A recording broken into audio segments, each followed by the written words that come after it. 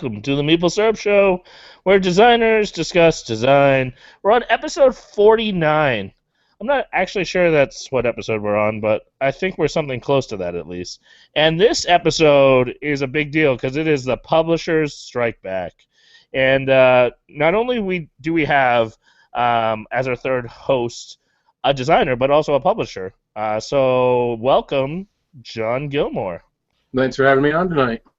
We love having you on, and well, hopefully we'll see Jon more often, as unfortunately Dylan, with his change of address, it does become a little more difficult for him to be on the show, but we are thankful that Jon is dropping in and helping us out sometimes, and a variety of other fantastic hosts have really helped our show, so we're very thankful for the variety of talented people that drop in and hang out with us. But I'm gonna jump to Sen, my partner in crime. What games have you been playing lately? I have been playing Codenames with Eric Teo from Push Your Luck podcast online. So we've been playing on Google Hangouts, which is pretty fun. And so he's done this whole program where he shows the screen and we play the game with two other people. So it's fun. And Monster Laundry from Haba, which is also fun, and Mafia de Cuba from Asmodee, which is super, super fun. So all these really fun little games. Trying to just get my head back into it after Gen Con. So that's about it. How about you? Mafia de Cuba was even out. It isn't. Ooh. How about you, Jon? What have you been playing? We just had our game day last Saturday, so I played a bunch. We did a lot of the traditional stuff. We did some Werewolf, some One Night Werewolf. Those are already great. But a bunch of code names. I played something heavier. What was it? Oh, we played City of Iron. Ooh. Which I really liked. I got to try the expansion out for that. Oh, cool. Beautiful game, too. What is the expansion like? I haven't played it. It adds some more units. It adds like a pirate thing where the player who goes last gets to block one of the resources. Yar. Do you get to say Yar? It's kind of nice. Yeah, you get to say Yar and do that. I just got... What's the one with the Titans in it? The Ancient World? Oh, okay, yeah. I was reading the rules for that. I want to get that to the table soon. I want to play that. That looks really good. What have you been playing, Daryl? Honestly, I was just scratching my brain trying to think if I've played anything published this week. I played Tides of Time with Tanya. She really likes it. So I'm happy about that because that was the goal with that game. Was that she loves Seven Wonders. So hey, man, at $12 you can't go wrong. Cannot go wrong. Although that's $12 American, so it was like a $200 investment. But other than that, I've been playing a lot of prototypes because Monday night I went down to Toronto for Monday. I was at Snakes and Lattes, sponsor of the show, and we're thankful for them. Down for the designer night and got to play. I think I actually got to play 4 prototypes, and I showed up at 11 o'clock at night. So your own? Yeah, so that was good. Wow. Not on my own. No. Oh. I played one actually a brand new game that Steven Sauer and I are designing. We're really excited about it. Called Shields, working title, where you're making shields. Our joke was actually that these are the shields that end up in Vault Wars, but then because they're gems and magic and wood and fancy. I thought you said Cheadles at first, and I thought you played different versions of Don Cheadle. Yeah. Oh, Don Cheadle the game. John Cheadle, that's like Samuel L. Yeah, it could be like that game could be very diverse. On Crash or yeah. And then I actually last night was game designer night at the Adventurers Guild, my local game cafe. Who also a sponsor. Yeah, so that was really fun, and it's really exciting to see the local community starting to get more and more excited. Like before, there was like 1 or 2 people. And now we had a couple tables going and people talking and getting excited for the fall. So I'm totally excited for the fall. Yeah, I think it's really going to pick up. I think people will be able to visit from other areas and we'll get to cross-pollinate and get to know each other. And yeah. Is that a weekend-long thing or? No. So right now we're doing it every other Tuesday. Right. And then hopefully, as we grow that up, then we'll kind of pick maybe a bigger time to have multiple cities meet together. Yeah, I mean, we do ours every second Thursday, so Yeah, they're every second Thursday. We're every second Tuesday, and then Snakes and Lattes is every third Monday. right. And I mean, we could probably we have enough critical mass to run an Unpub mini Yeah. at some point. I mean, Vancouver's doing theirs this weekend, Yeah. and so between Toronto, Kitchener-Waterloo, and London and Hamilton area, we could definitely run an Unpub mini. It's at just any time. somebody to do it to organize the space. Maybe I'll do that. Hey, good. You can, I mean, I can help you. Obviously, we can do a maple syrup thing. All right, So we'll make it a maple syrup Unpub. Yeah. All right, that makes Okay. me happy. Yeah. Yay. Okay. So, what else do we need to talk about before we start the show? I don't think we need to Well, do I anything. mean, I think we should probably just jump right into this because we started a few minutes late. We have Yeah. fantastic guests. I don't want to hold back anymore, so we're going to invite them in. We got Fabio Del Rio and Ben Harkins.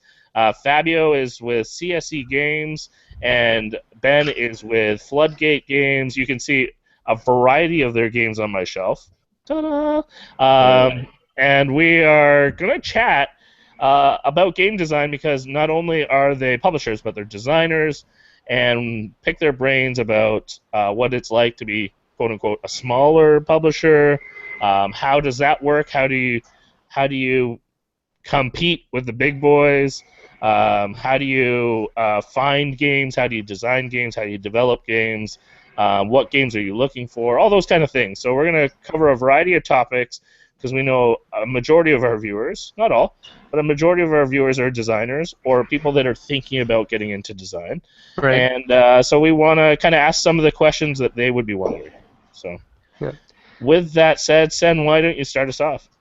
Oh, well, I just wanted to start off with the is it a big struggle for you guys as smaller publishers, and Jonathan, you can chime in as well, to do the thing that I think as a designer we really need the big publishers for, or not the big publishers, just a publisher in general. There's two things that the reasons why I know Jay and myself go to publishers is for distribution, which is something we don't want to do, and really don't have much things in there. And then the other one would be development of the game past where it is. So we'll start with Ben. How do you handle development and distribution as a small publisher? Well, thanks for having me here, first of all, guys. No problem. Yeah. How do I handle development and distribution? So development, I actually really enjoy that part of the process quite a bit. Publishing Vault Wars, our latest game, that was designed by Jon. Yeah, there it is. That was actually, this is the first game I've published that wasn't my own design, so I really got to play that role quite a bit, and it was great. It was great bringing someone else's design to my typical groups and getting their feedback on it without sort of the tainted perspective of it being my design. Nice. And then building it up from there. So I had this heavy stake in the game, of course, and they wanted to help me make it successful, but I feel like I got a little more brutal, honest feedback on it, which was good from people I trust. And it was awesome working back and forth with Jon. We just gelled really well on this one, and a lot of great ideas, cut a lot of stuff that didn't need to be in there, and I'm really proud of how that turned out. And what about distribution? Yeah, in terms of distribution, I've actually been warehousing with the Greater Than Games guys for a while. And awesome. that really helps out a lot with getting to distributors and getting out there a little bit. And that's all on top of Kickstarter and sort of building an audience that way. But in terms of retail channels, that's how I've been working it so far. Excellent. Jon, you're up. Great. Fabio, and one of the things I find most interesting about the board game industry is even though you're competing with other publishers, how do you find interacting with the people at the different publishers? And do you find it very welcoming, or do you find that it's easy to get advice from bigger publishers? I really do. It's been a really cool industry to be in for that reason. We found that a lot of other publishers are willing to offer information, share their success stories. Also, in terms of directly what customers they've worked with and how to handle certain customers. The previous hat I used to wear was specifically in the sports collectibles world, and it was quite the opposite. You had real cutthroat competition, and but honestly, in the board game and card game world, it seems more open to using people's strengths together. For instance, we do a couple of titles with Blue Orange Games with our NHL license. We do the NHL version of Spot It as well as NHL Fast Track. And that just came about literally because I introduced myself to Julian from Blue Orange Games. I met him at a convention at Canadian Toy Fair, and we just got to chatting about nothing in particular. And then about 18 months later, I get a call from him on his honeymoon asking about licensing because they were looking to do new versions of Spot It. And so the NHL Spot It that we co-published was basically the second version of Spot It ever made.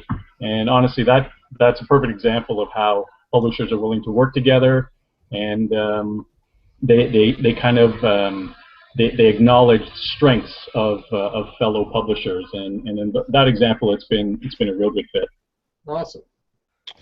So I want to go way back. I want to go way back to a couple of years ago. A couple of years ago.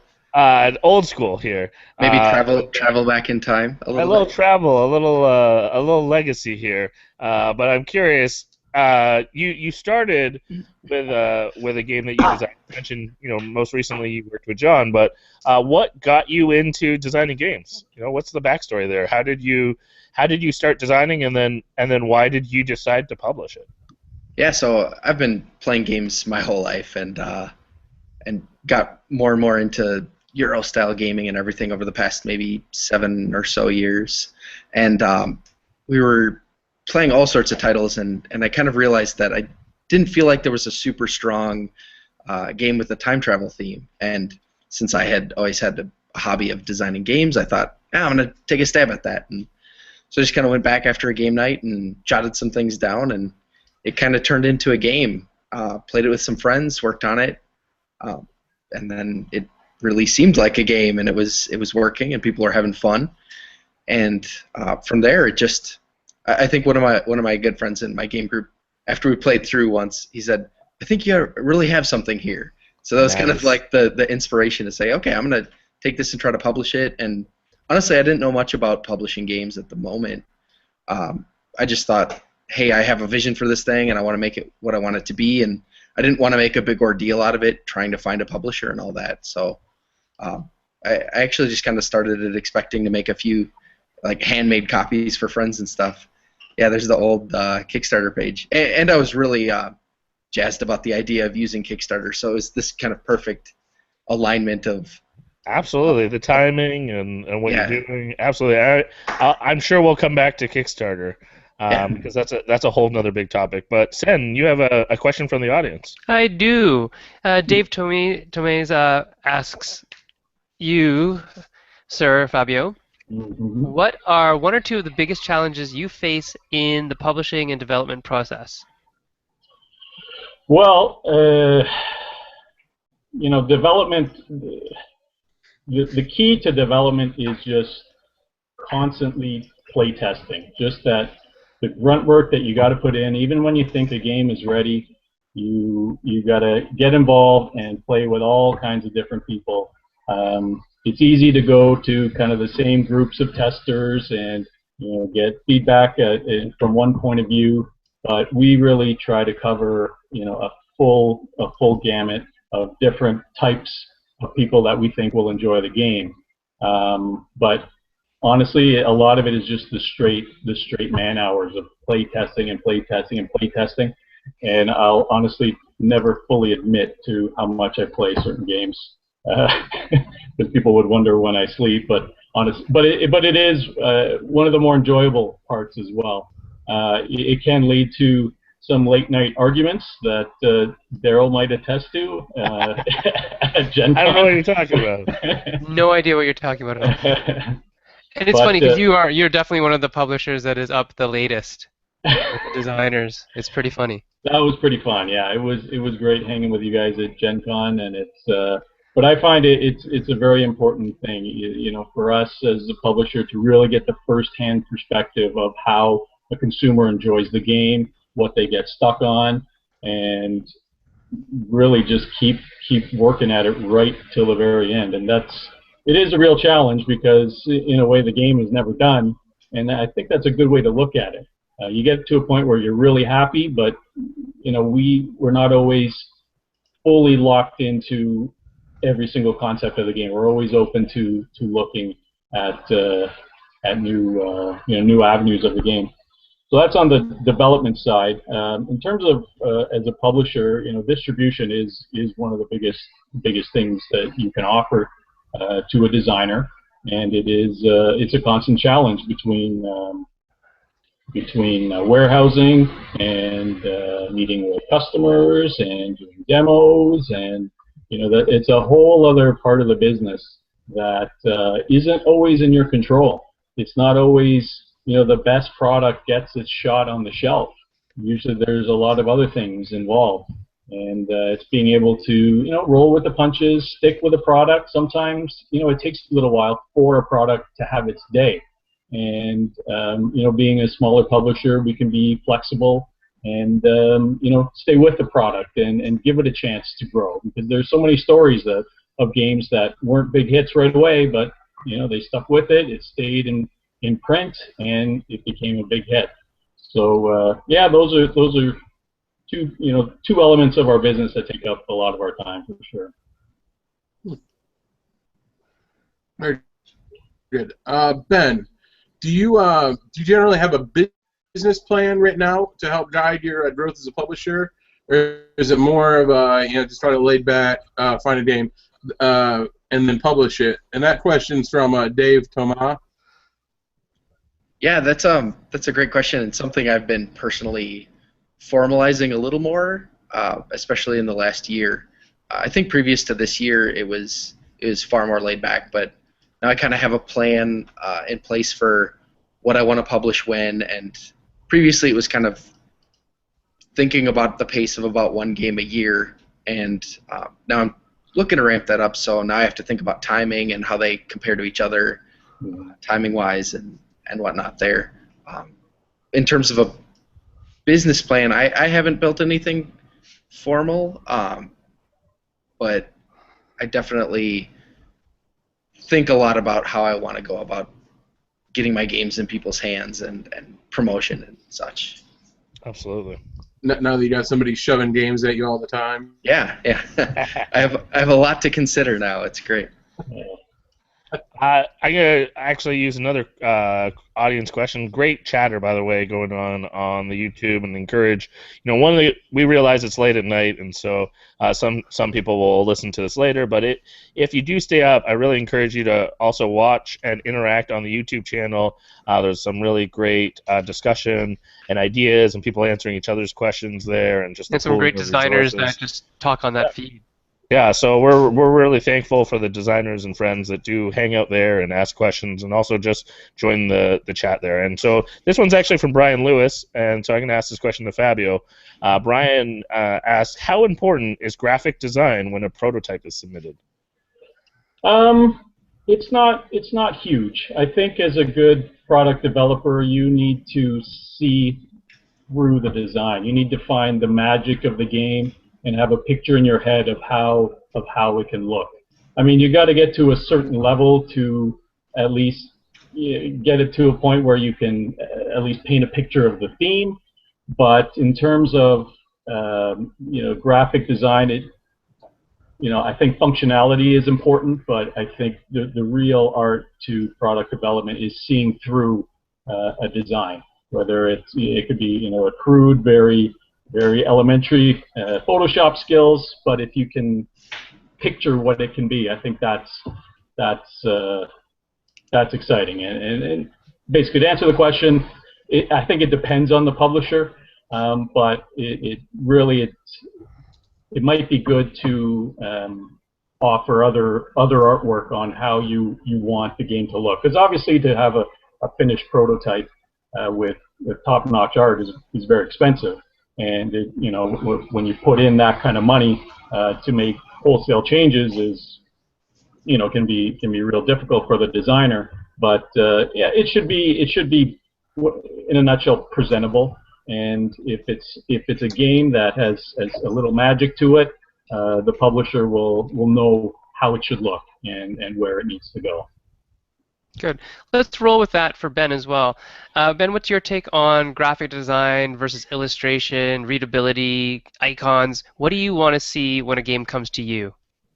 Yeah, I guess I want to see that the designer was thinking about it and considering that as part of the package, the presentation of how am I going to actually interface with this game and play with it and such. But I don't expect final art or anything like that. If there's a lot of thematic leaning, it's going to probably be important to have some clip art and such. But I completely agree with Fabio. Just being able to see through that and what about it makes it a game and makes it a unique game is definitely more what I look for.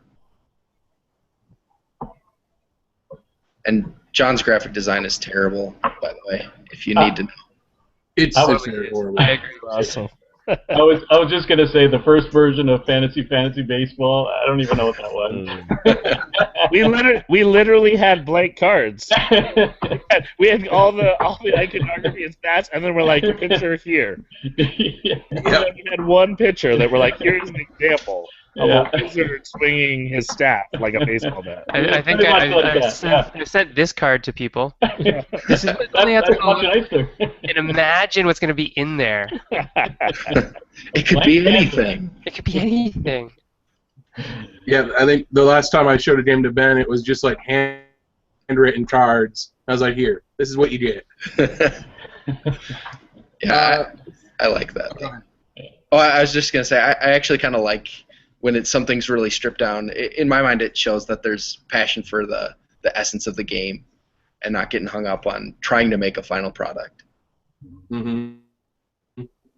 Good point. Yeah. Fabio, do you have any pet peeves for designers to consider before approaching you with the design? Is there anything that you don't like to see? Yeah, I have a big one. Don't email every day. Don't follow up with phone calls. Don't follow up with faxes and letters. People fax? Oh my God! Honestly, we turned down games that could be quite nice games strictly because of the personality of the person. I like to call it inventoritis. Nice. And, oh man, it's honestly if you get an idea of what the working relationship's going to be like early on, and if as a designer you're a pain in the butt, it's not like the old business story where you keep after it trying to get that sale. It's a red flag right off the bat. And you want it to be easy to work with. Very important. It's huge. Yeah, I think absolutely. like don't be that guy. Don't be cool, man. Just be cool. And as hard as you're dying inside for an update, just wait. Yeah, patience absolutely. is key. It's so funny. Actually, this is going on right now. So Dennis Koo and Daniel Rocky got signed from Mayday. Mayday, right out of the gate from the whole publisher speed dating thing at Gen Con. And this is Dennis's first signing.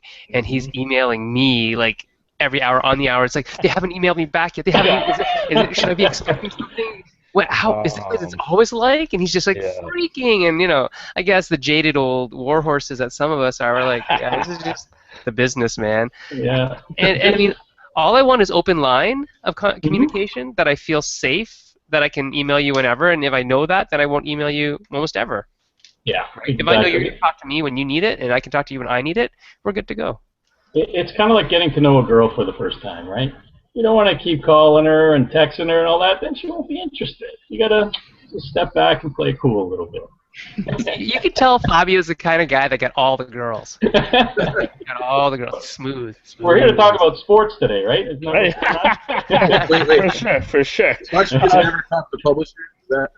That's how I used to deal with girls. I mean, Yeah, I like the audience that you're asking for them to relate to this. Yeah. Remember all those times? I know. All those times. Come on. All those girls that you're like, wait for it. Yeah. All the one just- girlfriend that I had that I Have ended up lots of marrying. awkward conversations with publishers. Hey, well, I got to live up to my name, right? I mean, what can you say? Yeah, you're lacking the hair though. Where's the flowing locks? I know it keeps going farther back and back every day, but All right. Well, I got a question here for Ben, and I'm curious. You have you started with using Kickstarter, so I was curious if you could kind of talk about originally why you went that route, and how do you see it trending? Like, you used it even most recently for Vault Wars.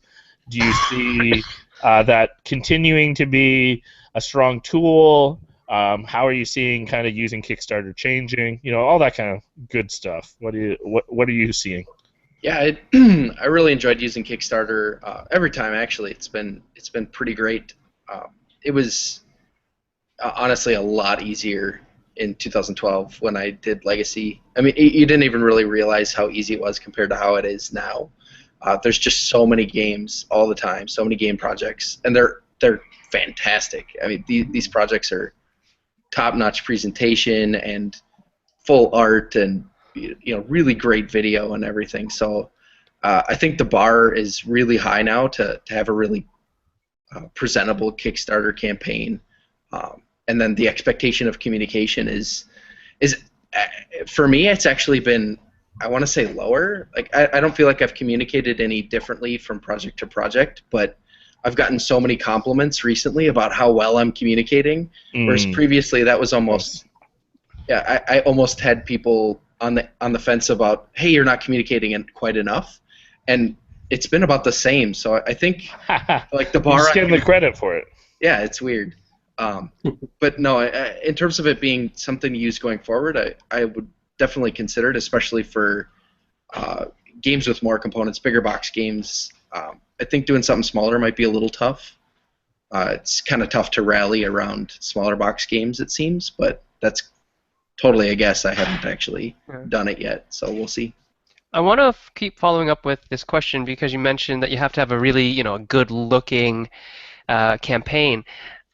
Is that the hardest thing for a small publisher to do, is actually spend money on the art assets when you don't know if it's actually going to pay off?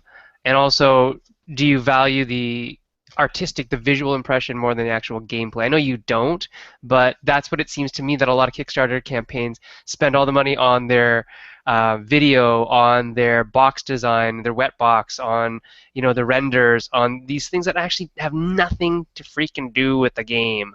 Actually have nothing, and yet that's what sells the game. So I just want your comment as a small publisher who doesn't have the deep pockets like a Fantasy Flight. How do you manage that? I see the time and effort and energy that you put into those things as representative of the time and effort and energy you put into the actual game itself. But I can't necessarily speak for others on that. So hopefully that's conveyed. Especially with Vault Wars, we back that up with hundreds of playtest hours and stats to show that we're on the right track, and we're really happy about what we've put together there. So I think as long as you have something to lean back on and say, hey, this isn't just a glossy veneer, but there's something quality underneath. In terms of how I manage that, so far I've just been publishing projects that I'm passionate about and confident on, so I'm willing to take the risk, I guess, to put in what it takes to get the art done and to get the presentation where I feel like it needs to be to convey. Fabio, how do you feel about Kickstarter? This is going to be your first venture into the land of Kickstarter in November, correct? With a certain special product that we all know and love. What are your thoughts on it, just, getting into this? Are you doing a lot of research? I heard you were at every single panel about Kickstarter at Gen Con. Pretty much. That was one of my missions at Gen Con for sure. It's a whole part of the business that's new to us. But a lot of the things we've learned along the way were confirmed in a lot of the seminars we went to, just in terms of doing your homework ahead of time, having a print and play version ahead of time, reach out to media, get reviews, all kinds of stuff. A lot of prep involved. Obviously, the 30 days of hell during the actual campaign seems to be a common theme. But yeah, we've never really had a project that I felt was Kickstarter worthy. You know, we've done some sports projects, we've done some family casual games, some abstract strategy games, and now we have one with fantasy baseball that I think makes sense for Kickstarter. We're gonna try a few new things. We got some cool art that we're going to be incorporating into the game. But Rob Lundy will be doing the art, if I remember correctly. That's the deal. You got it. And it's actually a really funny story how that all came about. There's a crazy Ottawa connection through all of that. But anyway, yeah, it's kind of new territory for us. You know, we've probably done 6 or 7 titles and not gone down the Kickstarter road, but yeah, it's a whole other strategy, and for us, we're looking for it to kickstart the life of this project, but not have it, you know, just be about the Kickstarter. It would kind of lead to you know, getting the product in stores, and you know, we're just seeing it in a bit of a different way. But there's a lot to soak in, and you need some good people on board, like Daryl and JR, of course, the 2 designers of fantasy baseball. You know, it's going to be a good team effort, and yeah, we're looking forward to it. We have some pretty cool ideas, but you know, I know it's going to be a lot of work. See what happens. Excellent. John. Yeah, Ben, what's some advice that you would give a newer publisher, somebody who is just starting in the industry? Pretty much like any other industry, just meet people and establish relationships with as many people as you can. There's so many fantastic people in the board game industry, and I'm just blown away by how many cool people I keep meeting all the time. And I think that just plays off of itself. Establishing those relationships leads to just having great conversations about experiences and information trading and everything. And if I were to give one piece of advice, it'd be just meet more people. Absolutely. Well, I mean, that probably ties actually right into. I'm going to lead actually Fabio into a question here, because I know the kind of the backstory, but I think it's also maybe encouraging for people to understand, you know, the human side of pitching games and just when things work. And so I was curious, Fabio, actually, if you wanted to tell like a quick version of how we met and I pitched you games, and you know, what did that look like for you? And it's different for every publisher, but I think it gives it kind of a human face of, you know, where you meet people, you chat, you get to know each other. Yeah. No, it's a really neat story. So yeah, Daryl and I got introduced through a common friend, Tim Brown, who's designed a couple games with us, Cortex and Gridstones. And it was Snakes and Lattes designer night. And like always, I showed up late for the last couple hours. And he does show up late. Yeah, or not at all during the summer. Yeah, so Tim said, hey, I want to introduce you to someone. He's got something that you might be interested in. And so he brought me over to Daryl, and Daryl showed me his baseball game. And you know, we played a few rounds. He showed me a fantasy drafting game he was working on as well. And it was really neat to talk sports and board games with a sports and board games fan in a board games environment. Because usually I call myself the former jock wannabe geek, because when I go to these events, I am the outcast. You know, I'm the one who, you know, is real passionate about sports. We point and laugh at him an awful lot. All the time, and I feel this tall. I am that tall. There you go. But so we hit it off right away, talking about baseball. Daryl shared some cool experiences with me about his involvement with Baseball Canada and the MLB Man Cave or Fan Cave and all that, and that led to the whole deal with fantasy baseball, because literally I saw a tweet with an image of the box, and the title said Fantasy Baseball, and it came from Daryl, and I said, well, if it's anything like the baseball game and the drafting game that he showed me, this is something that could be very interesting. And so I touched base with Daryl based on that, and we sat down, had a couple of good play sessions, and it kind of went from there. It happened pretty quickly, and like you were saying about meeting a lot of people and the whole human side of things. It's when an idea comes from a particular person, their reputation kind of can gauge the risk. Anyway, I just had a good feeling. Coming from Daryl, a baseball-themed game, it was probably going to be good, and that's kind of what led to it. Absolutely, and I mean, we can maybe, as in the after show, even share a couple more examples. I know when you met Hack, who's a fan of our show, it's a funny story of you meeting him at Essen. I'm sure we'll get into that at the after show as well. But that's, I mean, it's so personal, and I know as well. Ben and Jon, they connected and made a game together. So I encourage people, get to know people, and you don't know what might work out. It might be advice. It might be connecting via someone else, and it's not necessarily for that purpose. I mean, we're just getting to know each other, encourage each other in the industry. But I thought that was a great example of just keep getting to know people and playing games and playtesting stuff with each other, and you never know what might turn out. So totally. It's a super friendly industry. You're absolutely right. People are so welcoming. It's great advice. Good call. Sen, you got a question for Ben? I do. Ben, has there, in your, you haven't been around that long, but has there been any designs that have come across your table that you've actually lost, that you wanted, the one that got away? Do you have any big fishtails? Not yet. It's actually been relatively recent that folks have been starting to come to me with their own designs. So Jon was actually not the first, but one of the very first that came to me with a design. And so yeah, I haven't had anything that I'd say that yet, but I'm sure I'll have my own sad tales to say. If there was some kind of game that you feel would fit Floodgate very well, what kind of game would that be?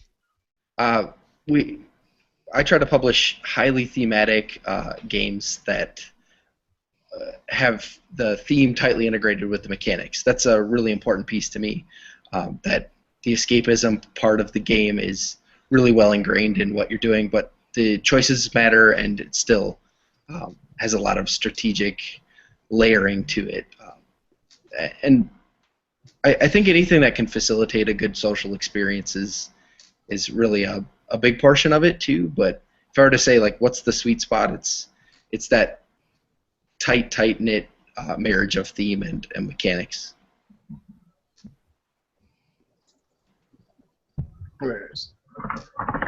Fabio, how about you? Any games that got away? Yeah, I can't really mention them by name because Daryl knows them very well, but because they're two of his games, and they are now in the hands of a monster publisher.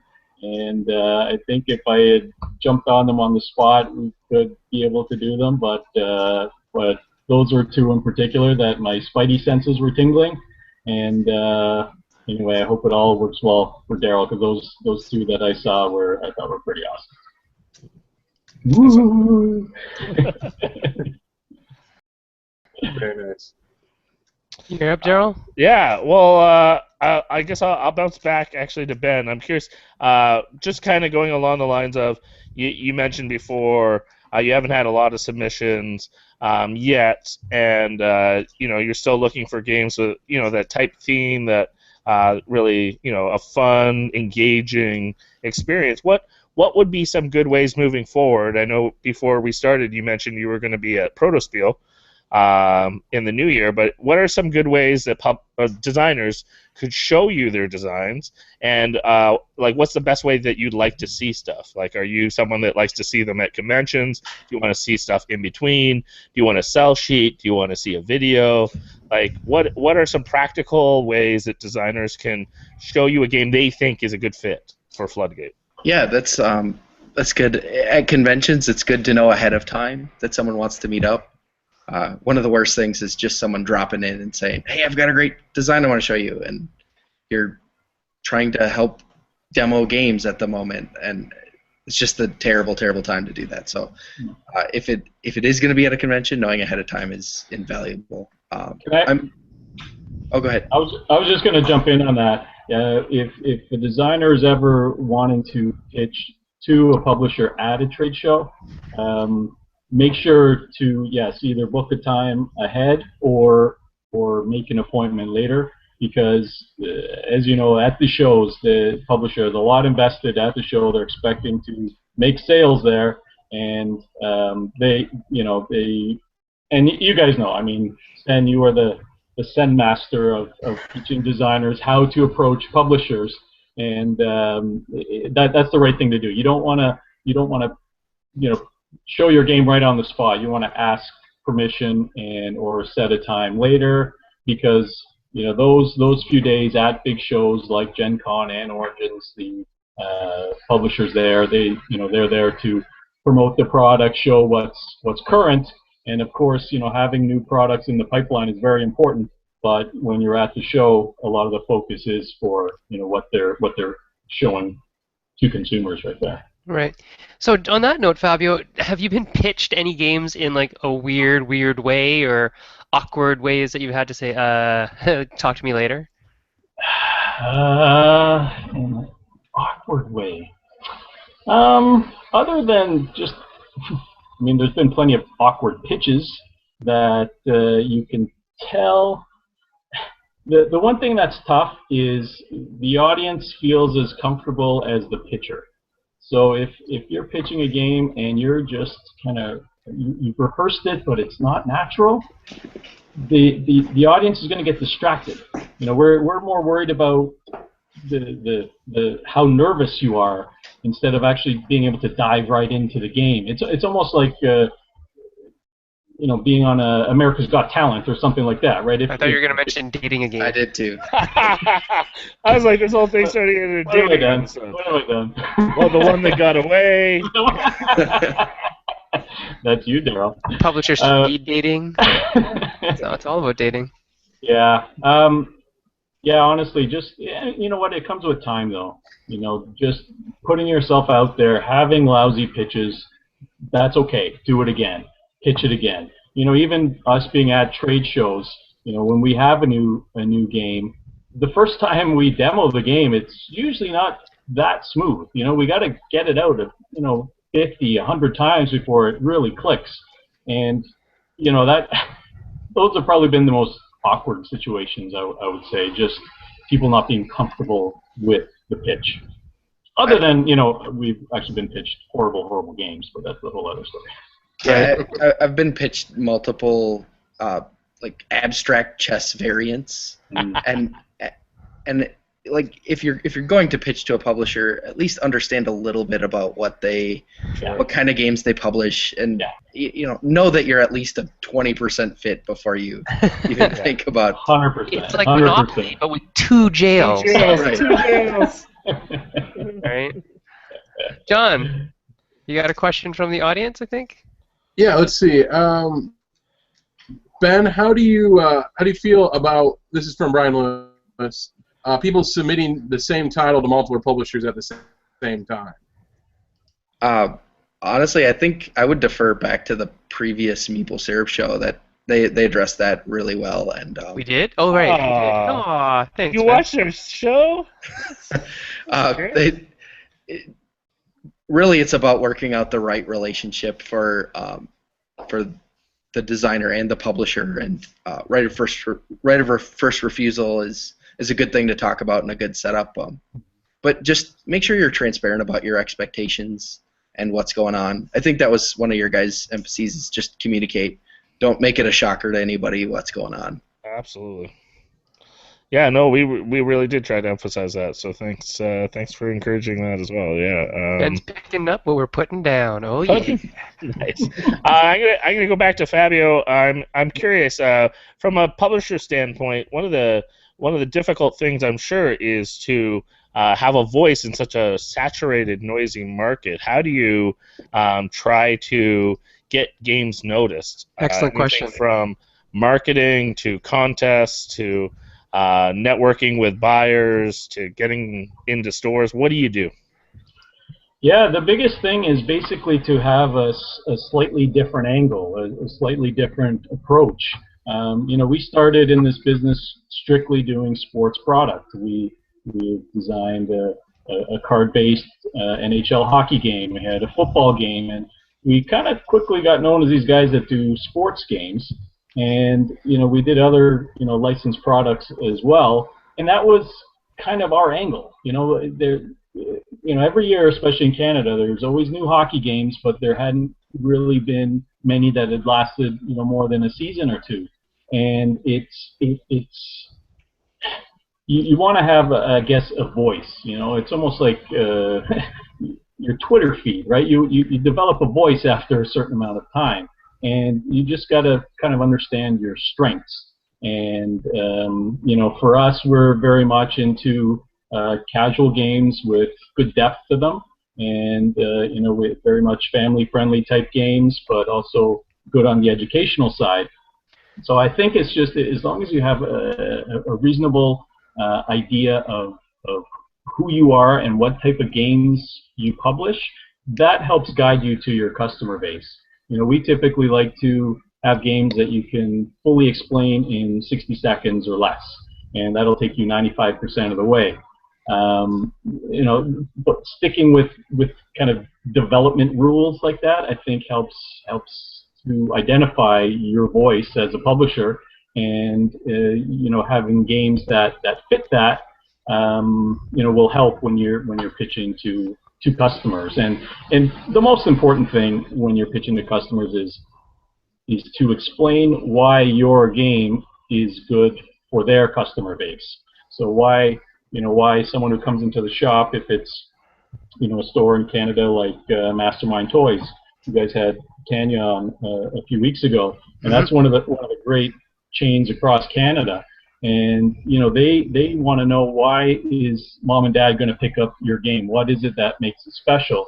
And they're really good at training their employees for not just explaining how the game works, but also the properties in the game that are either educational or all the great things that the games have to offer.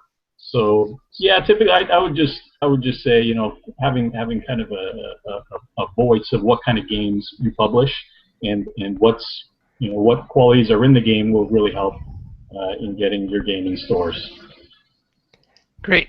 Ben, want to ask you, as a small publisher, how do you market, and how important is social media for you? Yeah, I do some advertising on Board Game Geek and amongst various reviewer sites and everything, particularly leading up to and during Kickstarter campaigns. So I've done that, and then a little bit of marketing toward retailers directly through ACD, one of the distributors. They have a periodical called the Meeple Monthly that they send out. So I've advertised that before too. Yeah. It is not covered in syrup. No, I wrote an article in the Meeple Monthly. Caffeine Rush. Yeah, that's right, for Caffeine Rush. Yeah, it's a great. I seem to get a really great response from that. In terms of social media, it's my opinion that Twitter is king in the board game community. It's crazy how active the conversations are, and we've got all sorts of cool, great. You have great access to the most prolific designers and publishers, and like cool like sub communities like the Board Game Hour that goes on Mondays and everything. That stuff's so cool. I have fun doing that one. Yeah. Whenever I can, I jump in. It's good times. Good times. John, you have a question for Fabio before we start wrapping up? Fabio, how do you handle playtesting? I know how Ben does because we worked together with Vault Wars, and and kind of worked on fleshing out his playtesting and the way that he did it. But how do you normally handle that? Well, typically we like to work in conjunction with the designer. So we have the designer playtest with their groups. Before any playtesting session, we might talk ahead of time about certain things we want to try out.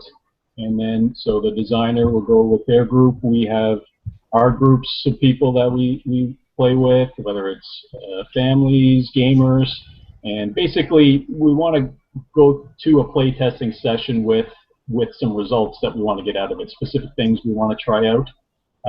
But yeah, we like to, we don't believe in taking over the game completely.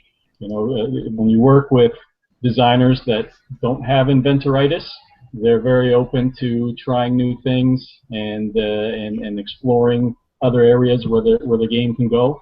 And yeah, so we like to work with the designers to really make the game sing, because we like to get as involved in the game as a designer is, because that's where we find the magic of the game really comes out. We can't really explain why, but it's, I don't know, just that attention you put on a game, just things come out of it that are always a nice surprise.